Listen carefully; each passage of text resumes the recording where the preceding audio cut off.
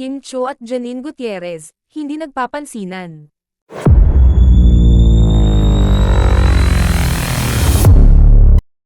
Dalawang kapamilya stars na sina Janine Gutierrez at Kim Cho, hindi nagpapansinan sa isang event na pareho dinaluhan. Hinala ngayon ng maraming mga netizens na may kinalaman sa ang napapabalitang pagkakamabutihan ni Kim Cho at Paolo Avellino ngayon. Maraming mga netizens ang nakapansin sa tila hindi pagpapansinan nina Janine Gutierrez at Kim Cho sa kamakailang episode nila sa Sunday variety show na Asap Natin To kasabay ng pagpapakilala sa bagong kapamilya station ID.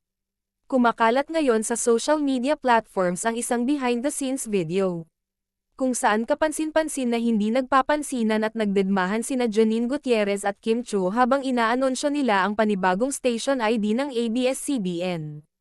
Ayon naman sa ilang mga netizens, hindi maiiwasan na talagang makaramdam talaga ng awkwardness ang dalawa dahil hindi rin naman naging lingid sa kaalaman ng maraming mga netizens ang katotohanan sa naging relasyon ni Janine Gutierrez at Paolo Avellino noong sila pa ang magkatambal.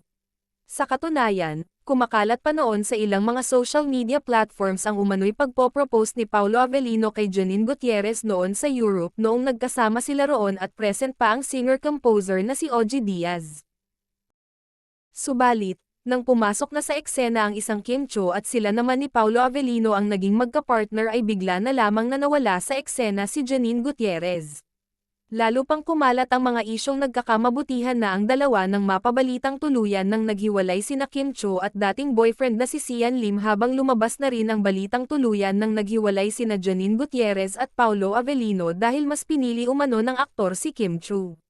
Naniniwala naman ang maraming mga tagahanga ni Janine Gutierrez na may karapatan rin naman ang aktres na magalit o di kaya ay mainis dahil kaagad na tinanggap ng mga netizens ang tambalang Kim Pao at marami pa ang humiling noon na tuluyan siyang iwan ni Paolo Avellino para kay Kim Cho.